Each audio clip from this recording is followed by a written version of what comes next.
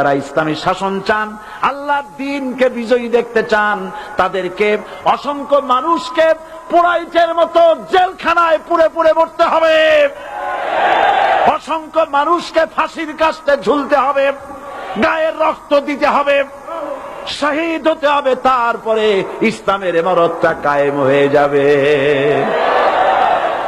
শায়ের কবি কি সুন্দর করে বলছেন, কবি সুন্দর করে বলছেন, ये शहादत गहे उल्फत में कदम रखना, ये शहादत गहे उल्फत में कदम रखना, लोग समझते हैं आसा है मुसलमान होना। মানুষেরা মনে করে মুসলমান হওয়া খুব সহজ জিনিস। না, মুসলমান হওয়ার অর্থ হলো শাহাদাতের ঈদগাহে শামিল হয়ে যাওয়া।